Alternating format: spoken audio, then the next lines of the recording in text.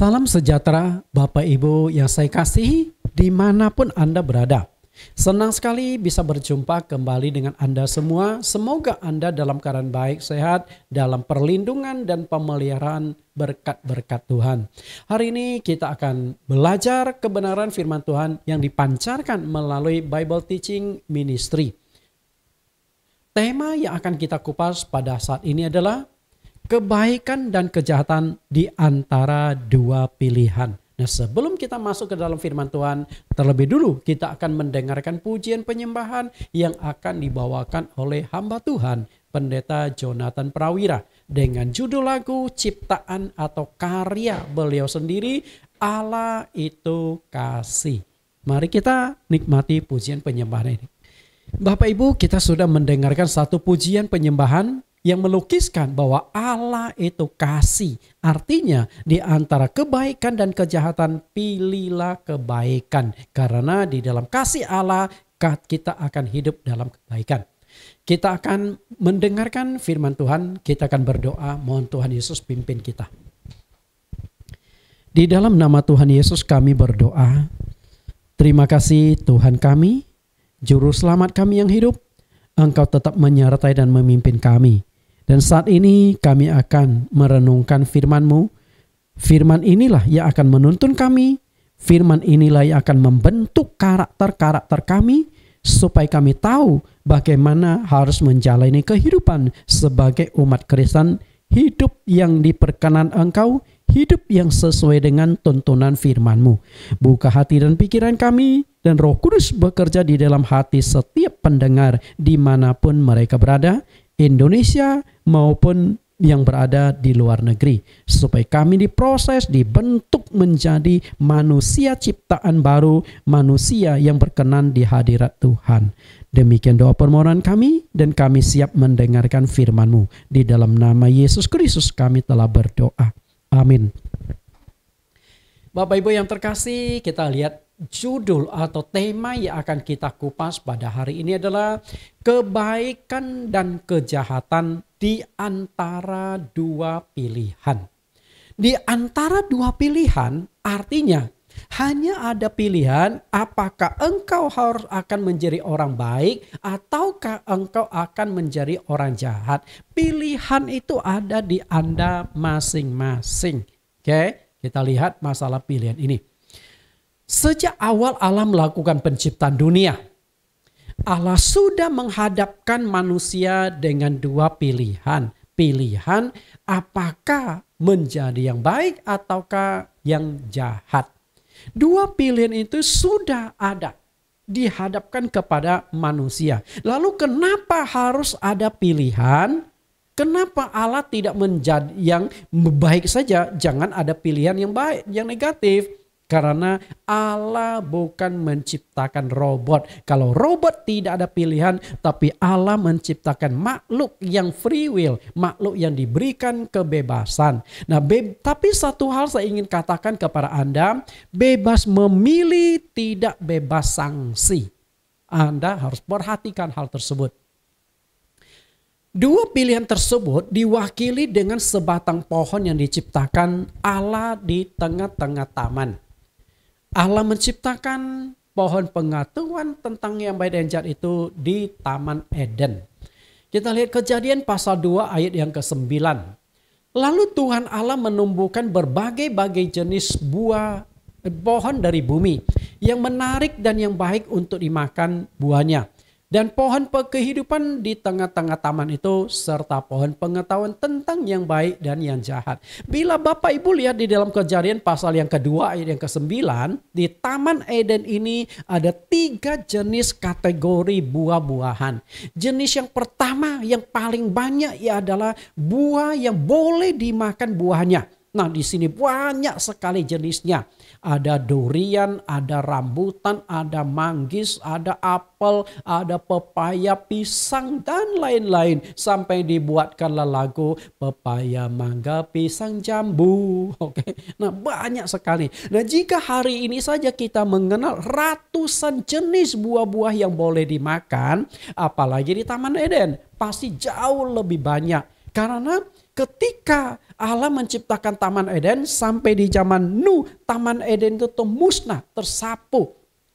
Sehingga bumi ini hampir 1 tahun itu terendam. Mestinya bibit-bibit yang buah-buahan itu juga mati. Lalu bagaimana ada kehidupan yang baru lagi? Mungkin Tuhan tumbuhkan lagi. Tapi mungkin juga dari anak cucunya nih. Durian mungkin dulunya buah seperti apa. Ya. Lalu kategori yang kedua adalah buah pohon kehidupan. Nah, buah pohon kehidupan juga boleh dimakan. Tapi setelah Adam dan Hawa jatuh dalam dosa, Allah melarang mereka memakan. Ternyata buah ini bisa membuat umur panjang.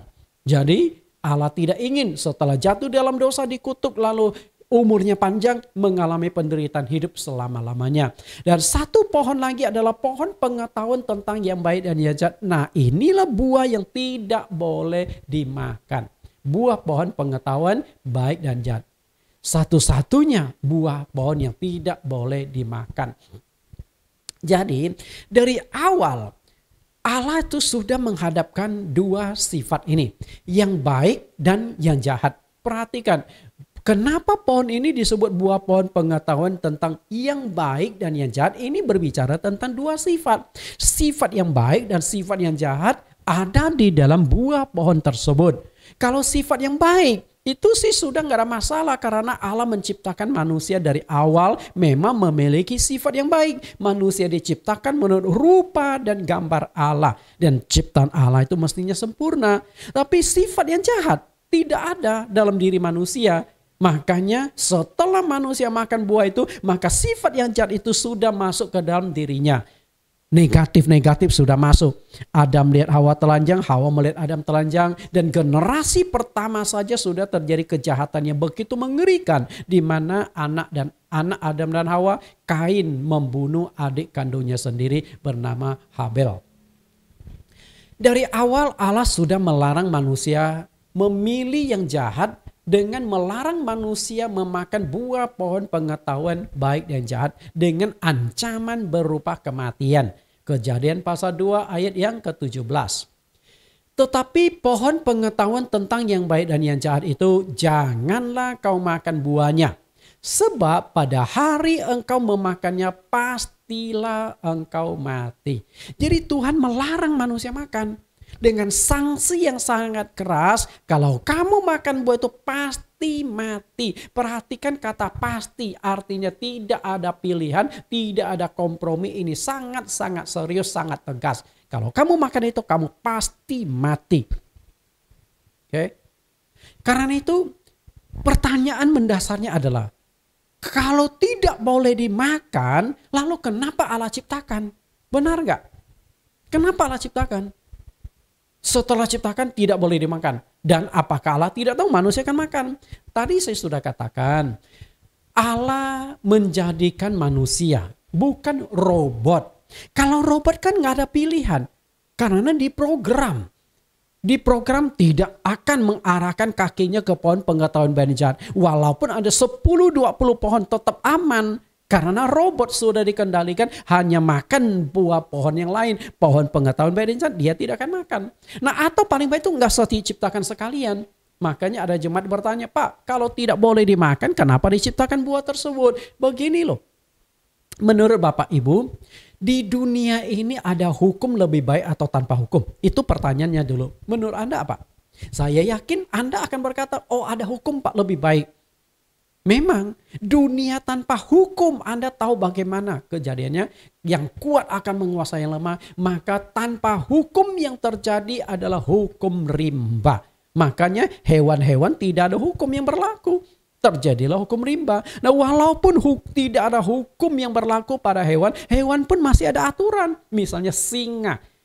Oke, singa itu ada kepala singa. Dialah yang akan menjadi raja singa di tengah-tengah. Itu pun berlaku hukum di antara mereka. Kalau tidak ada hukum di antara singa itu lebih mengerikan lagi. Paling saling serkam, saling bunuh dan membunuh dan sebagainya. Karena itu harus ada hukum. Dan Anda tahu nggak?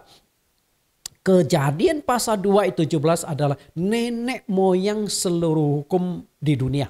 Semua hukum-hukum di seluruh negara Nenek moyangnya adalah Kejadian pasal 2 ayat 17. Karena intisari dari hukum itu hanya ada dua. Isi hukum dan sanksi yang menyertainya. Nah, isi hukumnya adalah jangan kau makan buah pohon pengetahuan baik dan jahat. Itu isinya. Sanksinya apa? Kamu pasti mati.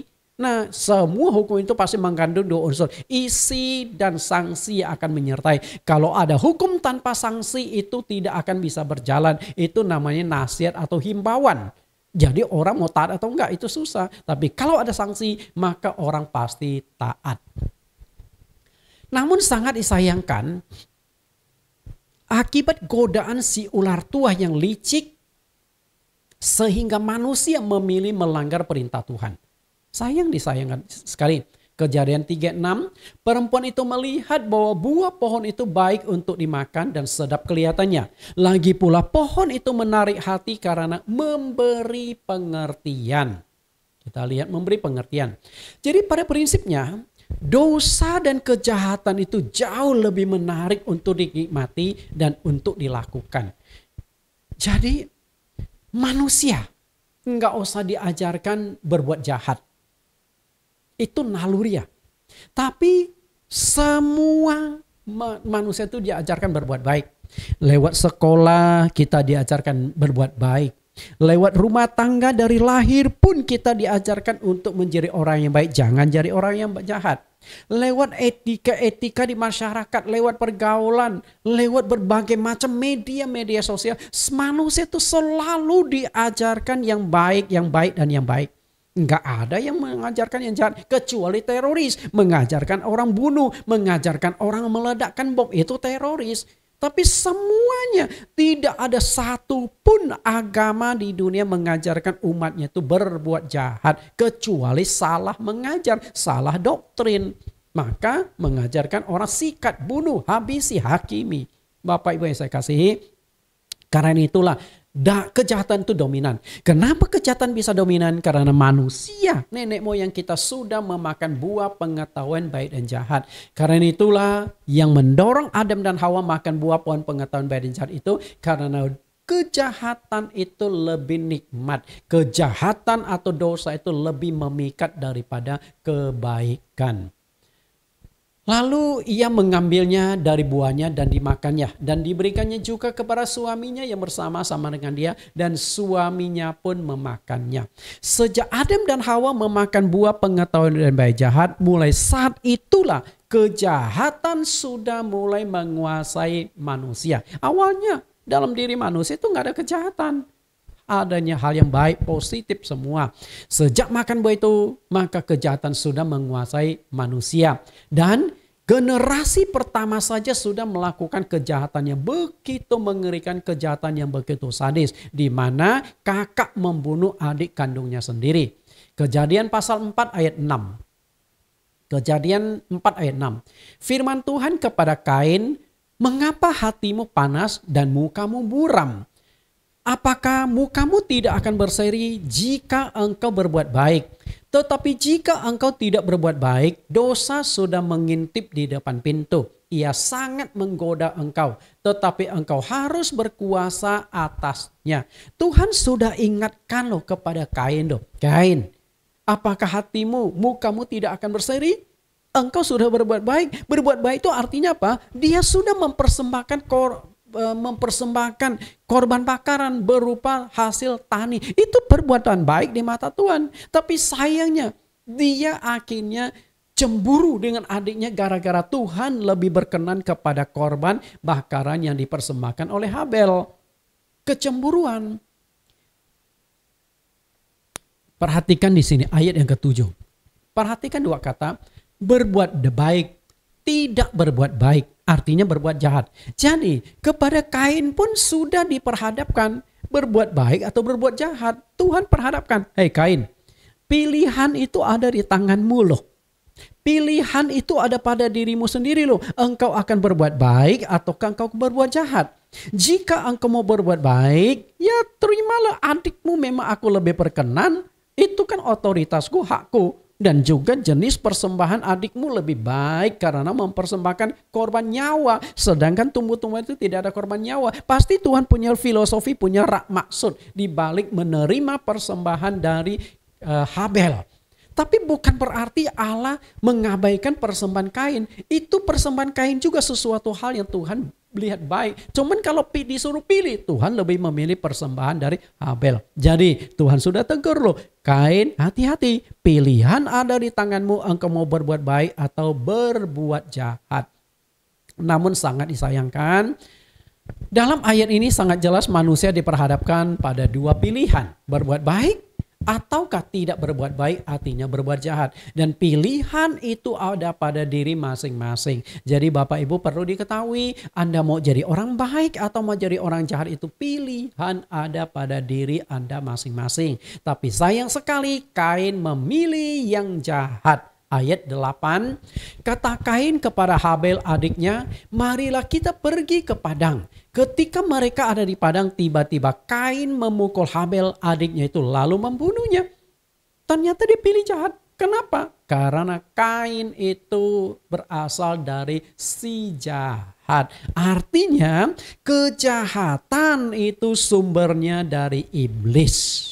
Makanya iblis memanfaatkan buah pengetahuan baik dan jahat agar manusia melanggar firman Tuhan sehingga manusia kemudian bermusuhan dengan Tuhan.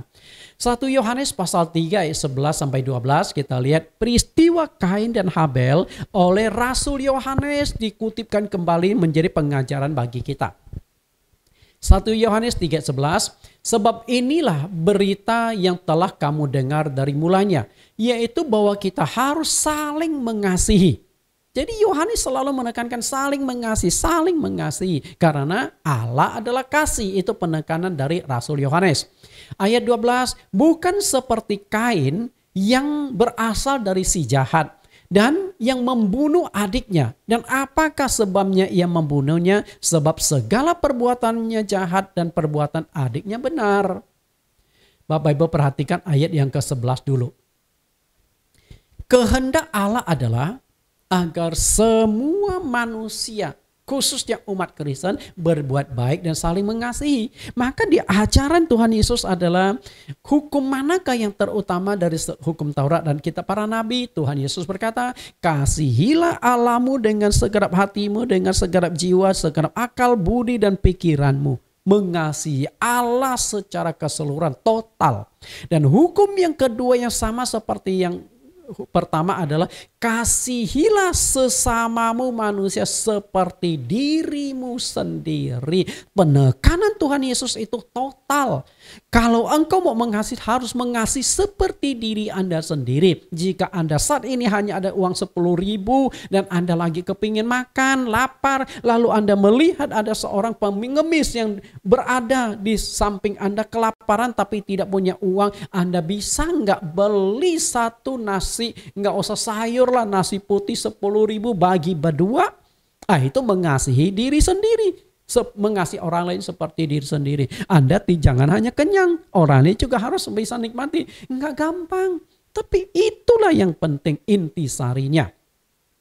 Bukan seperti Kain yang berasal dari si jahat.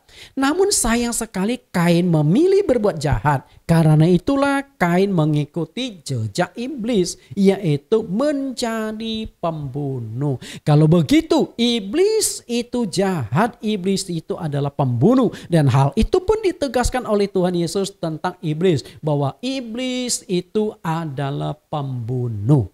Kita lihat Yohanes 8 ayat 44. Kenapa Kain itu disebut berasal dari si jahat oleh Rasul Yohanes? Karena di dalam Injil Yohanes dia tekankan alasannya.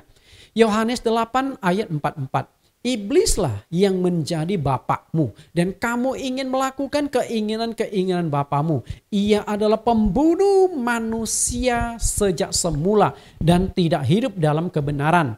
Sebab di dalam dia tidak ada kebenaran. Apabila ia berbicara dusta, ia berkata atas kehendaknya sendiri. Sebab ia adalah pendusta dan bapa segala dusta.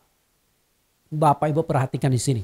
Ini perkataan Tuhan Yesus loh, yang ditulis oleh Rasul Yohanes. Iblis adalah pembunuh. Dan kamu ingin jadi anak dari iblis itu. Makanya Kain itu menjadi anak dari iblis. Dia membunuh adiknya sendiri. Ia adalah pembunuh manusia sejak semula. Artinya dia membunuh Adam dan Hawa. Sebelum Adam dan Hawa makan buah tersebut tidak ada kata mati. Tapi setelah makan buah itu Tuhan mengutuk mereka di dalam Kejadian 3 ayat 19. Dengan berpeluh engkau akan mencari rezekimu seumur hidupmu sampai engkau kembali lagi menjadi tanah. Karena dari situlah engkau diambil. Gara-gara makan buah itu ancaman kematian fisik mulai Tuhan berikan. Dari tanah akan kembali ke tanah. Gara-gara buah pengetahuan baik dan jahat. Berarti iblis membunuh Adam dan Hawa. Lalu yang lebih nyata lagi adalah Kain membunuh adik kandungnya sendiri. Dari mana? Dari si jahat. Artinya si jahat itu pembunuh. Dan bukan hanya iblis itu pembunuh, tapi iblis itu adalah pendusta. Setelah Kain membunuh adiknya, Tuhan bertanya, "Hei Kain, di mana adikmu?" Jawab Kain apa? "Mana aku tahu? Emangnya aku babysitter? Emangnya aku satpam? Emangnya aku tukang jaga adikku? Aku nggak tahu dia kemana pergi." Ini kan berbohong. Dia pikir Allah itu seperti polisi. Nggak melihat waktu dia membunuh adiknya. Nggak melihat waktu dia gali tanah menguburkan adiknya. Padahal Tuhan dari surga kan tahu. Jadi pemahaman Kain kepada Allah itu sangat cetek. Dia anggap Allah itu sebatas polisi. Berapa banyak orang-orang di dunia menganggap Allah itu seperti polisi, tidak maha tahu. Jika kita yakin Allah itu maha tahu dan maha kuasa, siapa yang berani berbuat jahat? Karena Tuhan selalu melihat, betul? Tapi iblis berusaha membuat kita tidak sadar bahwa Allah itu melihat sehingga kita melakukan kejahatan. Manusia dihadapkan pada dua pilihan. Apakah mengikuti Tuhan ataukah mengikuti si iblis atau si jahat? Pilihan itu ada di tangan kita. Mau ikut Tuhan atau ikut setan? Nah, jika kita mau ikut Tuhan, artinya menjadi orang yang baik, banyak berbuat baik. Tetapi jika kita ingin mengikut iblis, berarti kita silakan banyak berbuat jahat. Karena memang iblis itu jahat. Jadi di dalam Alkitab itu dari awal sudah diperhadapkan antara kebaikan dan kejahatan. Kebaikan diwakili oleh Allah, kejahatan diwakili oleh iblis. Itu sudah dipertentangkan dari sejak awal. Mengapa kita harus memilih berbuat baik dan jahat? Mengapa kita harus memilih berbuat baik dan menghindari yang jahat? Bapak Ibu, mengapa kita harus memilih yang baik? Saya akan berikan 3 alasan kenapa kita harus berbuat baik. Alasan yang pertama adalah agar kita menjadi anak-anak Allah. Selama ini Anda menganggap diri sebagai anak Allah. Betulkah kita benar-benar sudah menjadi anak Allah? Lalu yang kedua, agar bisa menjadi terang dan garam di tengah-tengah dunia. Dan yang ketiga adalah mengejar upah di sorga. Kita akan kupas dalam tema hari ini, kebaikan dan kejahatan di antara dua pilihan. Nah, kemudian dari dua pilihan itu saya mengajak dan menghimbau, menasihati, mendorong Bapak Ibu menjadi orang yang baik, berbuat baik dengan 3 alasan ini. Kita lihat ketiga alasan itu. Yang pertama, agar kita menjadi anak-anak Allah. Bisa dikatakan semua umat Kristen dengan bangga selalu mengaku bahwa Allah itu adalah Bapa mereka. Orang Kristen mana yang tidak mengaku, yang tidak pernah mengucapkan Allah adalah Bapaknya? Semuanya tanpa kecuali. Dan pengakuan tersebut diungkapkan dengan berbagai macam cara. Salah satu pengakuan itu diungkapkan lewat doa. Makanya seringkali kita mendengar hamba Tuhan atau umat Kristen berdoa, Bapa kami yang bertahta di dalam kerajaan sorga. Bapa kami yang bertahta di dalam kerajaan sorga, bla bla bla dan seterusnya. Atau Bapa kami bersyukur atas berkat-berkat-Mu, bla bla bla bla. Intinya selalu menekankan Bapa kami. Kemudian Bapa kami yang kami kenal di dalam nama Yesus Kristus. Lebih terfokus lagi, Bapa kami adalah Yesus Kristus. Pertanyaannya adalah, apakah kita sudah hidup seperti Bapa, sudah hidup seperti Yesus Kristus? Kalau kita belum hidup seperti Bapa, belum hidup seperti Yesus Kristus, layakkah kita menyebut Dia Bapa kita? Kita akan lihat lebih tajam. Lalu yang kedua, Mengekspresikan bahwa Allah itu adalah Bapaknya lewat lagu-lagu pujian. Banyak sekali lagu-lagu yang menekankan Allah, menyebut Allah itu sebagai Bapaknya. Allah Bapa, kami mengasihimu. Betul? Nah, atau lagu lain. Bapa, Engkau sungguh baik, kasih-Mu melimpah, dan seterusnya.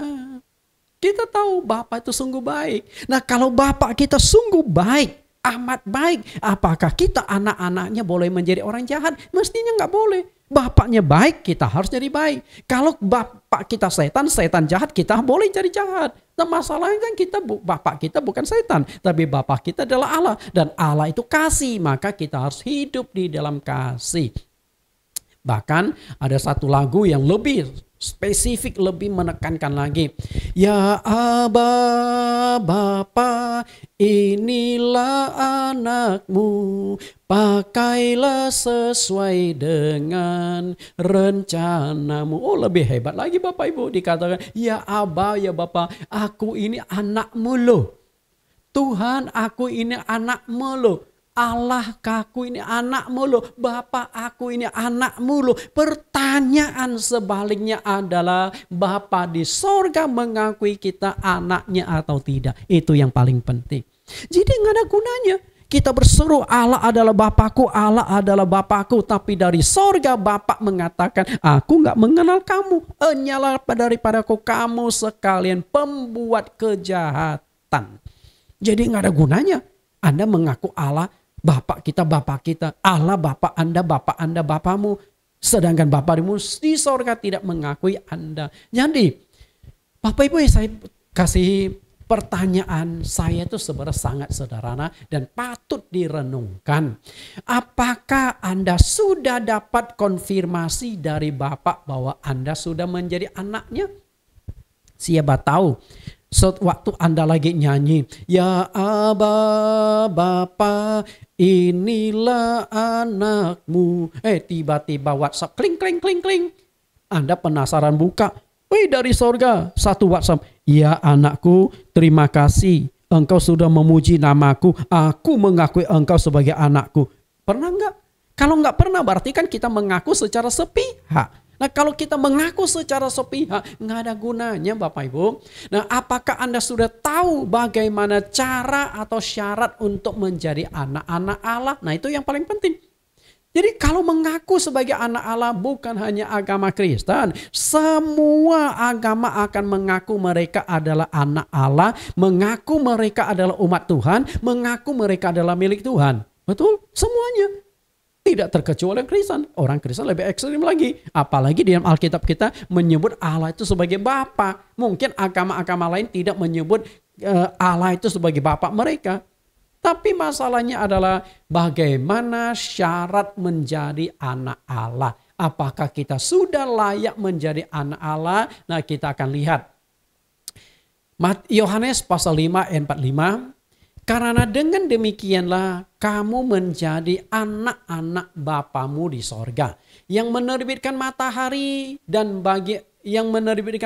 bagi orang yang jahat dan yang orang yang baik, dan menurunkan hujan bagi orang yang benar dan orang yang tidak benar. Allah itu netral.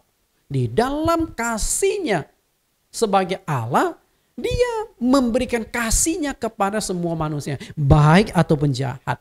Bayangkan jika Allah hanya melihat orang yang baik saja, jahat tidak dilihat. Waktu hujan itu orang yang baik dapat hujan, sebelahnya kering kerontang. Sehingga sebelahnya juga bingung. Ini hujan lokal ya? Kenapa tetanggaku ada hujan, di rumahku nggak ada hujan? Lalu dia lihat sebelahnya juga ada hujan.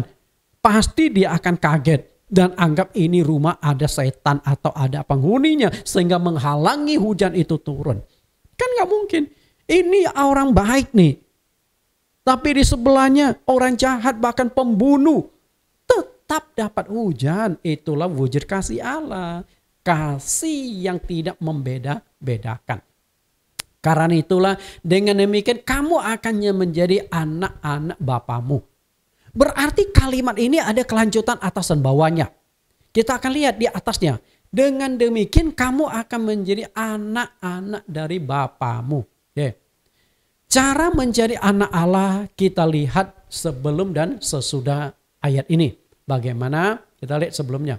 Ini adalah Yohanes pasal yang ke-5 ayat 45 ya. Tadi saya salah sebut ayatnya dan salah tulis. Lihat Matius 5 ayat 46. Apabila kamu mengasihi orang yang mengasihi kamu, apakah upahmu? Bukankah pemungut cukai juga berbuat demikian? Nah, ini kasih nih, perhatikan baik-baik.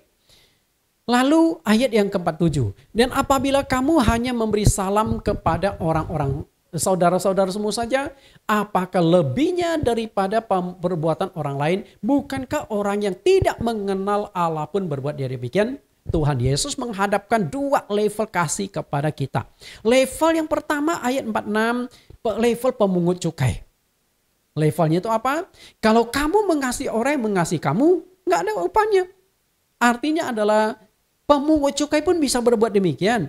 Kalau orang mengasihi dia, dia mengasihi orang lain. Artinya kalau kita hanya bisa mengasihi orang yang mengasihi kita, berarti level kita bukan level orang Kristen, masih level pemungut cukai. Bisa nangkap? Lalu level yang kedua di ayat 47. Kalau engkau hanya memberi salam kepada orang-orang yang saudaramu. Lalu apa bedanya orang yang tidak percaya Tuhan? Dia juga memberi salam. Level dunia adalah kebaikan dibalas kebaikan, kejahatan dibalas kejahatan. Oke, kita lihat masalah level ini. Ayat di 39, tetapi aku berkata kepadamu, janganlah kamu melawan orang yang berbuat jahat kepadamu, melainkan siapapun yang menampar pipi kananmu, berikan juga kepadanya pipi kirimu. Nah, disinilah levelnya orang Kristen. Nah, kalau sudah membaca 3 ayat itu, pertanyaan saya itu sederhana. Apakah engkau sudah merasa Kristen? Saya katakan kita belum Kristen. Hanya status saja Kristen. Karena yang namanya Kristen itu apa? Kejahatan dibalas kebaikan. Okay? Nah, kalau kejahatan dibalas kebaikan, masih adakah konflik di dalam rumah tangga Kristen? Masih adakah konflik orang tua anak? Masih ada konflikkah suami istri? Masih ada konflikkah antara sesama jemaat? Sudah nggak ada. Silahkan berbuat jahat kepadaku, aku tetap sayang kepadamu, aku tetap mengasihi engkau. Oh, saya katakan damai sejahtera seperti yang Yesus ajarkan di dalam doa Bapa kami, jadilah kehendakmu di bumi seperti di sorga. Tuhan ingin bumi ini kita ciptakan kerajaan sorga. Artinya ada damai sejahtera, ada sukacita. Ayat yang keempat, tetapi aku berkata kepadamu, kasihilah musuhmu dan berdoalah bagi mereka yang menganiaya kamu. Coba, sanggup jadi Kristen? Jadi selama ini kita bangga sekali, Allah Bapa kami mengasihimu. Apa wujudnya kita mengasihi Allah? Yohanes pasal 14 ayat yang ke-15. Kalau engkau mengasihi aku, engkau akan menuruti perintah-perintahku. Betul? Perintah Allah itu apa? Saling mengasihi. 3 level karakter manusia. Kita lihat Anda ada di level mana. 3 level. Level yang pertama adalah level iblis. Yang kedua level orang dunia. Dan level yang ketiga adalah level orang Kristen. Kita ada di posisi mana? Kita lihat level iblis. Selalu berbuat jahat. Itu level iblis. Artinya Anda nggak salah, telah selalu disalahkan. Anda tidak pernah berbuat jahat, tidak pernah ngapa-ngapain orang. Orang itu tetap berbuat jahat kepadamu. Ada nggak? Ada. Engkau dirampok, engkau difitnah, engkau dijahati. Itu setan itu. Karena Tuhan Yesus sudah katakan di Yohanes pasal 8 ayat 44. Iblis itu adalah bapakmu. Engkau ingin melakukan keinginan bapakmu. Keinginan bapakmu apa? Kejahatan, pembunuhan, dusta. Karena itu kalau kita diperbuat jahat oleh orang lain, bersyukurlah. Berarti kita tidak memasuki level itu. Tapi kalau kita berbuat jahat kepada orang lain, berarti kita ada level iblis. Iblis memang dari sejak semula dia mendusta, sejak semula dia membunuh, dari sejak semula dia melakukan kejahatan. Itu level iblis. Dan apakah masih ada orang Kristen seperti itu? Kalau ada berarti Anda harus bertobat total. Anda masih levelnya iblis. Lalu level orang-orang dunia. Levelnya seperti apa?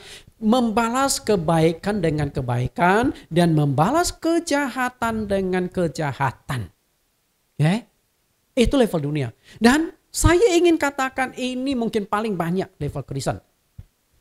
Jahat baik, balas jahat, baik dibalas baik. Lalu kita lihat level yang Kristen seperti apa?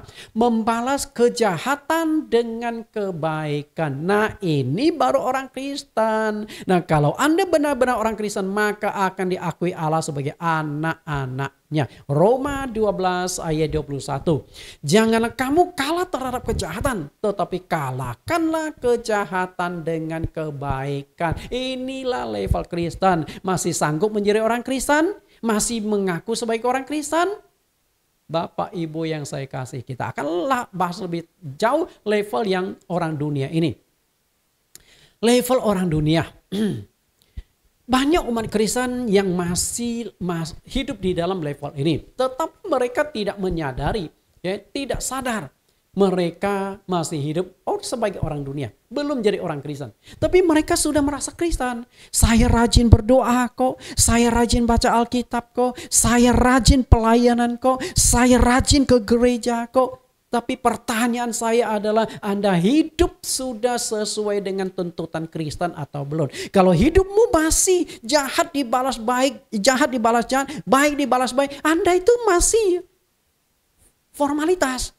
Masih Kristen KTP, Kristen tanpa pertobatan. Karena itu kalau Anda benar-benar akan menjadi orang Kristen, kalahkan kejahatan dengan kebaikan. Orang lain berbuat jahat kepada engkau, yang kau hanya bisa doa, Tuhan ampuni dia, maafkan dia dan sebagainya.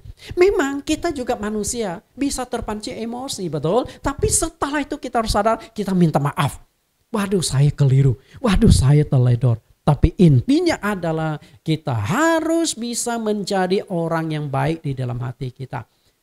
Jika orang yang tidak berbuat jahat kepada kita saja kita nggak suka, kita ada iri hati, ada benci, bagaimana Anda bisa disebut Kristen? Anda masih dunia. Maaf kata, jangan-jangan masih level iblis. Karena iblis itu dengki, benci, dan penuh kejahatan-kejahatan. Bapak Ibu yang saya kasih, merasa diri sudah pasti selamat dan dengan bangga menyebut Allah sebagai Bapaknya. Berapa banyak orang Kristen yang seperti itu. Rajin ke gereja, beribadah sebagai, tapi juga rajin berbuat jahat. Tapi sudah kepingin masuk surga, merasa Allah itu sebagai Bapaknya, merasa Bapa sudah menyediakan rumah di surga. Maaf kata Bapak Ibu, kalau belum dapat konfirmasi dari Bapa di surga, engkau anaknya. Pikir-pikirlah.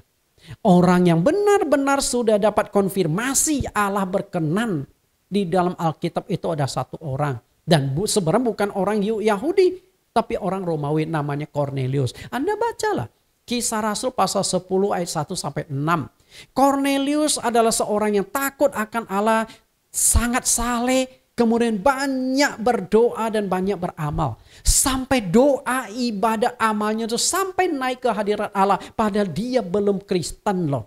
Ya, belum Kristen. Belum percaya Tuhan. Tapi hidupnya sudah Kristen. Inilah Cornelius. Sampai akhirnya Allah utus seorang malaikat kepada Cornelius. Lagi dia berdoa. Cornelius. Ya. Ketakutan sampai sujud menyembah. Ada apa Tuhan?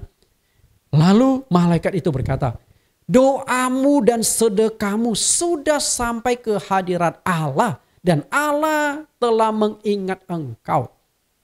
Lalu malaikat itu berkata, sekarang engkau cari Petrus, Rasul Petrus, cari dan ajak ke rumahmu. Untuk apa? Supaya Petrus mengkristenkan Cornelius ini.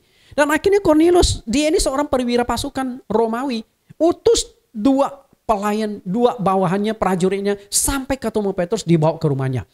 Dan saat itu setelah bertemu dengan Petrus, lalu Petrus mulai berkhotbah dan sebagainya. Sewaktu Petrus lagi berkhotbah, Roh Kudus turun ke atas Cornelius dan juga orang-orang yang diajak mendengarkan firman Tuhan. Bapak Ibu saya kasih, Mungkin dari sanalah cikal bakal berdirinya gereja Roma. Sehingga Paulus menulis surat kepada jemaat di Roma. Jangan-jangan itu dari rumah Cornelius itu. Bapak Ibu yang saya kasih, bayangkan. Dia belum Kristen, tapi hidupnya sudah Kristen. Sampai akhirnya Cornelius setelah selesai khotbah, lalu sekeluarga Cornelius dibaptis. Itu dicatatkan di dalam Kisah Rasul pasal 10 ayat 48. Dibaptis dalam nama Yesus, setelah itu dia menjadi Kristen yang sah. Hidupnya sebelum Kristen, dia sudah Kristen. Sedangkan kita sudah Kristen, tapi hidup masih belum Kristen. Hidup kita masih duniawi. Karena membalas kejahatan dengan kejahatan, kebaikan dengan kebaikan. Itu duniawi. 1 Yohanes 2 ayat 3. Dan inilah tandanya bahwa kita mengenal Allah. Yaitu jikalau kita menuruti perintah-perintahnya. Apakah kita sudah benar-benar mengenal Allah? Dan kalau kita mengenal Allah, Allah mengenal kita. Lalu bagaimana kita bisa mengetahui Allah mengenal kita? Kita mengenal Allah, turuti perintahnya. Lalu perintah Allah itu apa? Di 1 Yohanes 3 ayat yang ke-23. Dan inilah perintahnya itu supaya kita percaya akan nama Yesus Kristus anaknya. Dan supaya kita saling mengasihi sesuai dengan perintah yang diberikan Yesus Kristus Yesus kepada kita. Bagaimana menjadi anak Allah? Percaya Yesus. Artinya Anda harus menjadi Kristen. Okay. Nah itu status. Percaya Yesus itu hanya status Kristen. Tapi Anda harus hidup di dalam Kristen. Bukan hidup dalam status. Hidup dalam Kristen itu apa? Mengasihi sesama manusia. Saling mengasihi. Anda hidup dalam Kristenan. Nah jadi di dalam 1 Yohanes 3:23 itu ada dua. Status Kristen dan hidup dalam Kristen. Kalau hanya percaya Yesus saja itu status Kristen. Belum menjadi orang Kristen. Status Kristen. Di KTP tertulis Kristen agamamu.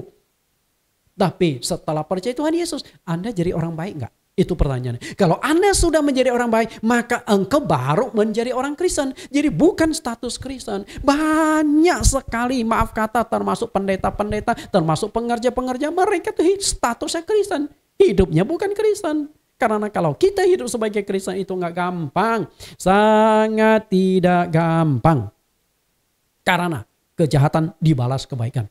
Kita diperlakukan dengan jahat, kita berdoa. Kita ditampar pipi kanan, kita sodorkan pipi kiri. Enggak mudah Bapak Ibu. Sangat-sangat tidak mudah.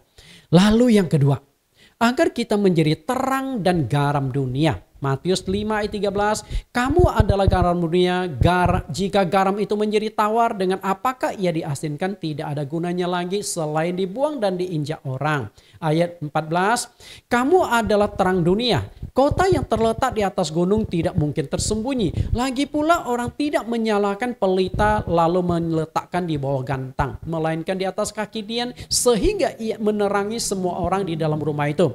Demikianlah hendaknya terangmu bercahaya di depan orang supaya mereka melihat perbuatanmu yang baik dan memuliakan Bapamu yang di sorga. Bapak Ibu, kita dipanggil untuk menjadi terang dan garam dunia.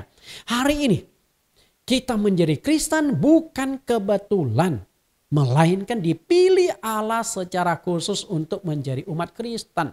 Di dunia saat ini penduduk bumi ada 8,5 miliar. Nah dari 8,5 miliar itu orang Kristen itu hanya 33%. Artinya kalau kita lihat penduduk bumi dengan Kristen, kita masih termasuk minoritas. Tapi kalau kita perbandingkan agama di dunia, memang Kristen itu mayoritas. Okay? Nah mayoritasnya Kristen 33%, kalau 33% kali 8,5 miliar itu paling tidak itu sudah 2,8 miliar manusia. Okay? Sekitar 2,8 miliar. Artinya apakah 2,8 miliar manusia itu hidup sesuai dengan kekristenan atau tidak? Nah jika 2,8 miliar manusia hidup sesuai dengan tuntutan Alkitab, hidup sesuai dengan tuntutan Tuhan, mestinya bisa memberikan dampak luar biasa ke seluruh dunia. Betul nggak? Tidak ada kejahatan di negara Kristen. Kan banyak dong negara Kristen. Tapi faktanya kejahatan di mana-mana. Artinya itu hanya status Kristen, bukan hidup dalam kekristenan. Bapak Ibu yang saya kasih, kita lihat perkataan Tuhan Yesus Yohanes 15 ayat 16. Bukan kamu yang memilih aku, tetapi akulah yang memilih kamu. Artinya, kita menjadi Kristen bukan kebetulan tapi Tuhan yang memilih. Bukan kamu yang memilih aku. Artinya manusia dengan hikmat, logika, kepintaran, kekayaan, kehebatannya tidak akan bisa menemukan Allah yang benar. Buktinya banyak profesor-profesor teologi, banyak profesor-profesor teologi. Yang namanya profesor teologi bukan teologi Kristen. Semua agama juga ada profesor teologinya. Mereka belum percaya kepada Yesus Kristus. Artinya belum menemukan juru selamat yang sesungguhnya. Karena Yesus sendiri berkata di Yohanes 14 ayat 6. Akulah jalan kebenaran dan hidup, dan tidak seorang pun yang datang kepada Bapa kalau tidak melalui aku. Karena memang juru selamat hanya satu. Nabi boleh banyak, rasul boleh banyak, tetapi juru selamat hanya ada satu. Bapak Ibu, kemudian aku telah menetapkan kamu supaya kamu pergi dan menghasilkan buah. Artinya kita dipilih menjadi Kristen bukan Kristen yang pasif, tapi kita dipilih menjadi Kristen adalah Kristen yang aktif, yaitu menghasilkan buah, dan buah itu tetap. Artinya kita harus mempertahankan nilai-nilai kekristenan. Tetap jangan sampai sekarang banyak berbuah, nanti tahun depan buahnya rontok atau buahnya nggak ada, atau masih menghasilkan buah tapi buahnya sudah asam, bukan buah yang manis lagi. Karena itu tetap menghasilkan buah supaya apa yang kamu minta kepada Bapa dalam namaku diberikannya kepadamu. Nah, kalau kita sudah menjadi Kristen, kita baru layak menyebut Allah sebagai Bapa kita. Nah, kalau kita sudah menjadi anak Allah, Allah adalah Bapa kita, kita minta apapun akan dikasih. Karena itu yang menjadi pertanyaan saya adalah tolak ukur kekristenan Anda. Anda sudah banyak berdoa. Apakah doamu sudah dijawab Tuhan? Nah, kalau Anda punya doa belum dijawab Tuhan, berarti Tuhan belum menganggap Anda sebagai anaknya. Kenapa Allah tidak menganggap Anda sebagai anaknya? Mungkin kita hidup belum sesuai dengan anak-anak Allah yang dituntut oleh Allah. Karena kalau kita sudah hidup menjadi anak Allah, masa sih ada anak yang minta sesuatu kepada bapaknya tidak diberikan? Makanya Tuhan Yesus berkata, jika seorang anak meminta telur, masa diberikan ular dan kalajengking? Betul? Pasti dikasihkan telur. Bukan ular, bukan kalajengking. Allah akan memberikan yang terbaik. Bahkan melebihi apa yang kita doakan. Kristen ada dua. Kristen yang aktif dan Kristen yang pasif. Anda ada di mana? Nah, Kristen yang aktif adalah ya ini orang Kristen yang memahami mengapa dirinya dipanggil dan dipilih oleh Tuhan menjadi orang Kristen. Itu Kristen yang aktif. Dia akan cari tahu, kenapa ya Tuhan memilih aku menjadi orang Kristen. Dia akan pelajari Alkitab. Oh, Tuhan menghendaki aku menjadi orang yang baik. Oh, Tuhan menghendaki aku berbuat baik. Oh, Tuhan menghendaki aku menjadi terang dan garam dunia. Itu Kristen yang aktif. Sedangkan Kristen yang pasif adalah orang Kristen yang tidak menyadari, tidak tahu kenapa Tuhan memanggil dia menjadi orang Kristen. Berapa banyak? Banyak sekali. Banyak sekali. Jadi orang Kristen yang pasif itu banyak. Seberapa pasif itu juga kita bisa lihat keaktifan dalam gereja. Pelayanan sebagainya. Bapak Ibu yang saya kasihi, manusia ada di tengah-tengah antara menjadi orang yang aktif dan menjadi Kristen yang pasif. Mana? Kalau Anda mau menjadi Kristen yang aktif, artinya Anda akan hidup di dalam kebaikan, jadi orang yang baik. Sedangkan Kristen pasif adalah Anda sudah dapat status kekristenan tapi tidak menghasilkan buah, tidak bisa menjadi terang dan garam dunia, tidak berdampak di dalam kekristenanmu. Bahkan engkau akan menjadi batu sandungan. Kok orang Kristen kayak gitu? Nah, itu bukan hanya Kristen yang pasif saja, Kristen yang mencemarkan nama Tuhan itu banyak sekali terjadi. Matius 5 ayat 13 sampai 16 itu berbicara tentang garam dan terang dunia. Engkau harus menjadi garam dunia, engkau harus menjadi terang dunia. Itulah kehendak Tuhan. Lalu apa sih yang dimaksudkan terang dan garam? Kamu adalah terang dunia. Fungsi dari terang itu apa? Fungsi dari terang itu adalah menerangi jalan, menjadi penuntun, menjadi petunjuk jalan. Kita lihat fungsi dari terang itu. Di dunia ini banyak orang yang salah mengenal Allah. Akibatnya adalah mereka salah jalan menuju ke sorga. Bukan sorga yang mereka tuju, tapi mereka sedang berjalan menuju pada kebinasaan. Nah, tugas siapakah itu? Tidak lain tugas orang Kristen. Menuntun orang-orang ke jalan yang benar. Karena engkau harus memainkan fungsi sebagai terang. Menerangi orang yang hidup dalam kegelapan. 1 Petrus 2 ayat 9. Tetapi kamulah bangsa yang terpilih, imamat yang rajani. Tadi saya sudah katakan di dalam Yohanes pasal 15 ayat 16. Bukan kamu yang pilih aku yang pilih kamu. Nah, lalu tujuan Tuhan memilih kita itu apa?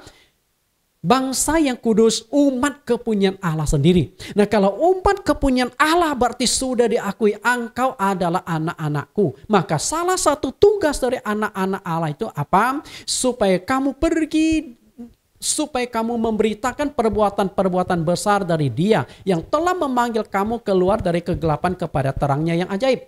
Jadi kekristenan Anda, apakah engkau anak Allah, maka kalau engkau anak Allah, engkau akan menuruti kehendak Bapamu. Kehendak Bapamu itu apa? Memberitakan Injil. Betul? Nah, pertanyaan saya adalah, engkau jemaat JCC, Jesus Christ Community, engkau sudah beritakan Injil belum? Bapak Ibu sebagai orang Kristen, Anda sudah beritakan Injil belum? Kalau engkau belum memberitakan Injil, berarti engkau belum memainkan peran sebagai anak-anak Allah. Karena anak-anak Allah harus memberitakan firman Tuhan. Harus memberitakan Injil. Memperkenalkan Bapak. Gua punya Bapak di sorga loh. Bapak gua itu baik loh. Bapak gua itu menyediakan tempat rumah di sorga loh. Lu mau ikut nggak? Kalau mau ikut percaya sama Bapakku. Siapa namanya? Yesus Kristus. Gitu. Nah, kalau kita bisa seperti itu, baru kita layak menjadi anak-anak Allah. Ayat 10, kamu yang dahulu bukan umat Allah, tetapi yang sekarang telah menjadi umatnya. Yang dahulu tidak dikasihani, tetapi yang sekarang telah beroleh belas kasihan. Anda dulu bukan orang Kristen, tidak diakui Allah sebagai anaknya. Tapi setelah engkau menjadi orang Kristen, apakah Allah mengakui Anda sebagai anaknya? Jangan jadi Kristen pasif, jangan jadi Kristen status. Tapi jadilah Kristen anak-anak Allah yang menuruti perintah-perintah Allah, yang menuruti keinginan Bapa kita, menyelamatkan jiwa-jiwa. Lalu terang garam menjadi garam dunia. Garam. Cara kerja garam dan terang itu sama. Kita lihat bedanya di mana? Garam dan terang. Terang bekerja secara terang-terangan, transparan. Artinya bisa dilihat. Kalau terang itu bisa dilihat, artinya itu bicara karakter. Bicara karakter. Sedangkan garam itu bekerja secara diam-diam, terselubung. Karena garam itu terlalu dalam air. Begitu kita nikmati kuah itu, menikmati makanan atau sayur itu, kita menikmati rasa garam. Tapi kita nggak menemukan garam lagi karena sudah terlarut. Nah, inilah orang Kristen banyak berbuat baik. Tuhan Yesus katakan, kalau engkau memberi dengan tangan kananmu, jangan dikatakan oleh tangan kirimu. Artinya banyak berbuat baik, tidak menyombongkan diri. Banyak berbuat baik, tidak pamer. Bantu orang 100.000. Tapi pamernya seperti membantu orang 1 juta. Ini gini. Bisa dilihat orang karena memancarkan cahaya, sedangkan garam tidak bisa dilihat karena terlarut dalam makanan. Artinya orang Kristen itu harus memberitakan Injil dan juga memiliki karakter baik. Itulah garam dan terang dunia. Kalau engkau beritakan Injil tapi tidak punya karakter yang baik, siapa yang mau percaya? Engkau jadi batu sandungan. Karena itu sama-sama berdampak dan bisa dinikmati oleh orang lain. Itulah Kristen. Artinya Kristen yang baik adalah Kristen yang berdampak, Kristen yang bisa memberikan positif. Garam. Manfaat dari garam itu apa? Mengawetkan makanan. Artinya harus mengawetkan kasih persaudaraan. Garam bahan untuk pupuk tanaman. Memupuk itu artinya memberikan kesuburan. Engkau memberikan penghiburan, engkau menolong orang, engkau memberikan dukungan, engkau memberikan nasihat, memberikan kekuatan kepada orang lain. Itu pupuk. Garam memberikan rasa nikmat. Kehadiranmu harus memberikan dampak sukacita, damai sejahtera kepada orang lain. Bagaimana Anda bisa memainkan garam? Sangat jelas. Misalnya, kalau Anda duduk seorang diri, orang lain akan menyamparin Anda. Karena apa? Anda enak diajak ngobrol, enak aja dia sering. 1 orang datang, 2 datang, 3 datang. Artinya Anda itu menjadi garam, memberikan nikmat kepada orang lain. Tapi jika ada sekumpulan orang lagi kongko-kongko, Anda datang, bubar semua, Anda itu masalah. Masalah. Karena Anda membuat pepercayaan orang tidak suka dengan kehadiran Anda. Lalu garam itu membunuh kuman. Artinya mengalahkan kejahatan. Kuman itu sesuatu yang jahat, pembusukan. Nah, kuman itu mengalahkan kejahatan, bunuh kuman itu mengalahkan kejahatan. Memang itulah Kristen, mengalahkan kejahatan dengan kebaikan. Intisarinya adalah baik terang maupun garam adalah pengorbanan. Adalah pengorbanan. Baik terang maupun garam bisa bermanfaat ketika dia mau mengorbankan dirinya. Artinya rela rugi, rela menderita, rela terluka, dapat menghilangkan egoisme. Dengan kata lain, pengorbanan. Kalau engkau tidak mau berkorban, engkau tidak mungkin bisa menjadi terang dan garam. Karena dua-duanya itu pengorbanan diri. Engkau bisa berkorban tanpa kasih. Tetapi engkau tidak bisa mengasihi tanpa berkorban. Kalimat ini hanya saya balik tapi maknanya dalam. Engkau bisa berkorban tanpa kasih. Kita lihat para pejabat-pejabat, para caleg-caleg. Kalau sudah mau caleg, jadi malaikat semua. Banyak menabur kebaikan, banyak melakukan aksi sosial. Tapi setelah terpilih, dia lupa orang yang memilihnya, yang memberi amanahnya, ujung-ujungnya korupsi. Jangan jadi pejabat. Oke? Kemudian, namun engkau tidak bisa mengasihi tanpa berkorban. Kasih itu pengorbanan. Engkau tidak bisa mengasihi kalau engkau tidak berkorban. Lalu korban apa? Korban itu sangat kompleks. Korban harta, korban waktu, korban tenaga, dan paling penting itu korban perasaan. Engkau disakiti, engkau dilukai, bisa engkau mampuni, bisa engkau doakan orang yang menyakitimu. Itulah kekristenan. Jadi hari ini kita berbicara tentang Kristen tidak mudah. Tapi kalau Anda bisa melewatinya, engkau bisa menjadi Kristen yang sesungguhnya. Kristen yang mengalahkan kejahatan dengan kebaikan. Maka alasan yang ketiga kenapa harus berbuat baik. Agar engkau dapat upah dan kemuliaan di sorga. Upah dan kemuliaan menantimu. Artinya engkau berbuat baik, ada upahnya. Banyak umat Kristen tidak tahu kebenaran tentang keselamatan masuk sorga dengan upah dan kemuliaan di sorga. Tidak bisa bedakan. Dia pikir pokoknya kalau saya masuk sorga berarti saya dapat upah di sorga. Enggak, dua hal yang berbeda. Dua hal yang berbeda. Karena tidak bisa dibedakan maka tidak ada upaya untuk mengejar upah di sorga. Pokoknya saya sudah jadi Kristen. Tapi nggak mengejar upah di sorga. Lalu upah di sorga itu dari mana? Bagaimana memperolehnya? Adalah kasih. Kita lihat. Bapak Ibu, ini gambaran sorga. Harus membedakan dengan jelas antara masuk sorga. Masuk sorga. Kalau masuk sorga berarti harus memenuhi syarat-syarat yang berkaitan dengan keselamatan. Percaya Yesus, dibaptis, basuh kaki, perjamuan kudus, dipenuhi Roh Kudus, dan lain-lain. Ini berbicara doktrin. Doktrin itu berkaitan dengan keselamatan. Tapi upah di sorga itu berbeda. Okay? Upah di sorga itu beda. Bedanya di mana? Banyak beramal, banyak berbuat baik, banyak mengasihi. Itu upah. Jadi Anda mungkin Kristen masuk sorga. Karena Anda taati doktrin-doktrin itu. Tapi apakah Anda bisa dapat upah di sorga? Belum tentu. Karena itu kita lihat Matius 19 ayat 16 sampai 22. Matius 19 ayat 16. Perhatikan pertanyaan dan dialog seorang anak muda yang ingin masuk ke sorga. Matius 19 16. Ada seorang datang kepada Yesus dan berkata, Guru, perbuatan baik apakah yang harus kuperbuat untuk memperoleh hidup yang kekal? Nah dia tekankan ingin masuk sorga. Tapi masuk sorga dia menekankan tentang berbuat baik. Nah apakah Tuhan juga mengajarkan engkau harus berbuat baik agar masuk sorga? Ternyata Tuhan mengarahkan ke lain. Coba kita lihat. Syarat masuk sorga. Ayat 17. Jawab Yesus, apakah sebabnya engkau bertanya kepadaku tentang apa yang baik? Hanya satu yang baik. Tetapi jikalau engkau ingin masuk ke dalam hidup, turutilah segala perintah-perintah Allah. Perintah Allah itu apa? Baptisan kan perintah. Perjamuan kudus perintah. Basuh kaki perintah. Banyak perintah-perintah yang berkaitan dengan doktrin-doktrin. Lalu bagaimana dengan upah?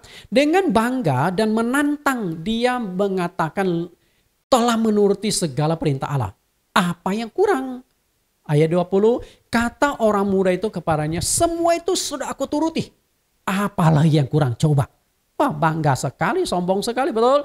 Lalu ayat 21 kata Yesus kepadanya, jikalau engkau hendak sempurna, pergilah, jualah segala milikmu dan berikanlah kepada orang-orang miskin, maka engkau akan beroleh harta di sorga. Kemudian datanglah kemari dan ikutlah aku.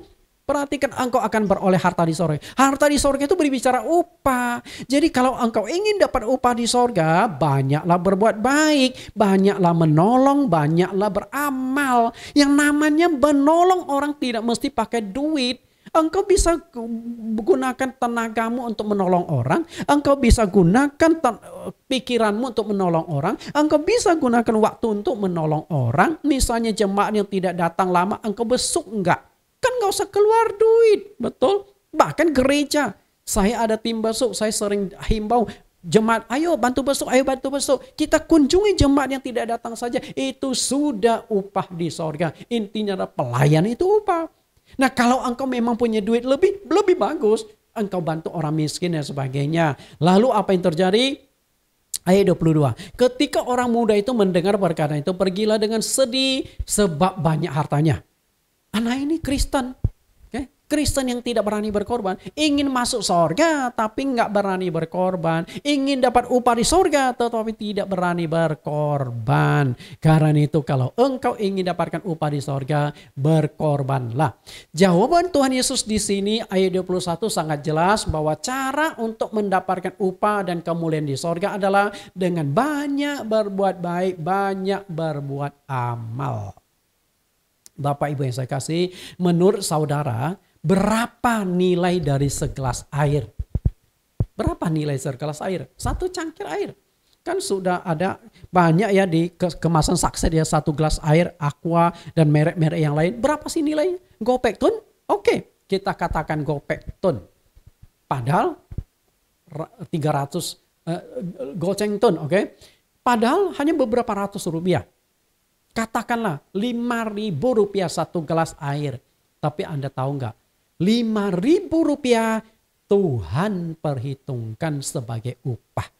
Matius pasal yang ke-10 ayat 42. Dan barang siapa memberi air sejuk secangkir saja pun kepada salah seorang yang kecil ini, karena ia muridku, aku berkata kepadamu, sesungguhnya ia tidak akan kehilangan upah daripadanya. Berapa nilai satu cangkir air? 5.000. Ternyata dari sorga itu Tuhan perintahkan ke malaikat, malaikat catat nih, orang ini sudah memberi satu gelas air, sudah kasih 5.000 kepada orang yang membutuhkan, berkati orang ini, dia anakku, dia mengasihi orang yang aku kasihi. Bayangkan Bapak, jika 5.000 satu gelas air saja Tuhan perhitungkan, apalagi Anda banyak melakukan amal-amal, perbuatan-perbuatan baik, mari kita lakukan. Banyak berbuat baik, kalau demikian kita akan dapat upah dan kemuliaan. Prinsipnya seperti hukum tabur tuai, semakin banyak menabur, semakin banyak menuai, adalah gambaran upah yang diterima setiap orang sesuai dengan amal perbuatannya. 2 Korintus 9:6, camkanlah ini. Orang yang menabur sedikit akan menuai sedikit, dan orang yang menabur banyak akan menuai banyak juga. Menabur itu berbuat baik, beramal dan lain sebagainya. Sekali lagi saya katakan, beramal itu tidak mesti dalam bentuk duit. Engkau bisa korbankan waktu, tenaga, uang, mengorbankan waktu, pikiran, tenaga, keterampilan. Semua itu Anda bisa lakukan untuk menolong, untuk berbuat baik. Dan itu perhitungkan sebagai upah. Yesus katakan di Yohanes pasal 14 ayat yang kedua, di rumah Bapakku banyak tempat tinggal, aku pergi ke sana menyediakan tempat bagimu. Apakah Anda pikir rumah semua orang Kristen sama ukurannya? Beda. Ada yang rumahnya gede, lahannya luas, fasilitasnya mewah. Kenapa? Karena dia banyak berbuat baik, banyak berbuat upah, banyak mengumpulkan upah di sorga, sehingga setelah sampai sana dia bisa menikmati yang terbaik. Anda mau dapatkan itu? Jadilah orang yang baik. Pilihan tetap ada di tangan Anda, menjadi orang baik atau orang jahat, di antara dua pilihan. Jadilah orang yang baik, karena ketika engkau menjadi orang baik, engkau akan menjadi anak Allah, engkau akan bisa menjadi terang dan garam dunia. dunia dan engkau akan dapatkan upah dan kemuliaan, upah dan pahala yang luar biasa dari Allah. Tuhan Yesus berkati. Kita berdoa. Di dalam nama Tuhan Yesus kami berdoa. Terima kasih Tuhan, kami sudah mendengarkan satu topik tentang pembangunan karakter building. Supaya hari ini kami diproses ulang. Betulkah kami sudah benar-benar menjadi orang Kristen? Atau status kami yang menjadi Kristen sedangkan hidup kami tidak Kristen? Hari ini kami dicambuk. Dan cambuk itu semoga menyadarkan kami sebenarnya belum beralih dari dunia menjadi Kristen. Kami hidup sebagai orang dunia. Kebaikan dibalas kebaikan, kejahatan dibalas kebaikan. Sedangkan menjadi Kristen adalah mengalahkan kejahatan dengan kebaikan. Intinya, kalau kami sudah mengaku sebagai anak-anak Allah, kami harus hidup sama seperti Allah, dan Allah itu adalah kasih. Tuntun, pimpin, beri kekuatan kepada kami agar kami memiliki kemampuan hidup sesuai dengan tuntunan Engkau, hidup sesuai dengan kehendak Engkau, hidup sesuai dengan firman-Mu, anak-anak Allah yang baik, menjadi manusia ciptaan yang baru dalam hal perkataan, perbuatan, karakter, dan kasih kami. Terima kasih Tuhan, di dalam nama-Mu kami telah berdoa. Amin. Bapak Ibu, kita akan naikkan satu pujian penyembahan, kasih masih ada. Karena di dalam Matius pasal yang ke-24 dinubuatkan, Tuhan Yesus berkata, kasih akan menjadi dingin. Tapi lagu ini mencambuk kita, menginspirasi kita, kasih masih ada. Semoga kita bisa menjadi orang yang penuh dengan kasih.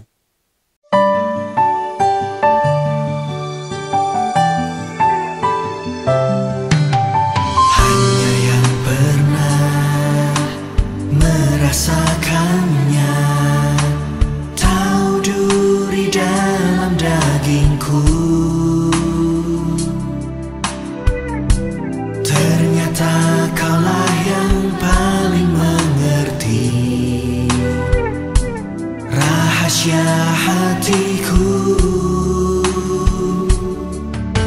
Walau seakan tiada harapan, kasih yang telah menjadi dingin. Ku suka caramu memulihkan hatiku yang suam. Saat yang lainnya begitu mudah sirna, kasih-Mu ya Tuhan tetap bertahan. Engkaulah alasan hatiku percaya, kasih masih ada dalam dunia. Walau seakan tiada harapan, kasih yang telah menjadi dingin. Ku suka caramu memulihkan hatiku yang suam. Saat yang lainnya begitu mudah sirna, kasih-Mu ya Tuhan tetap bertahan. Engkaulah alasan hatiku percaya, kasih masih ada dalam dunia.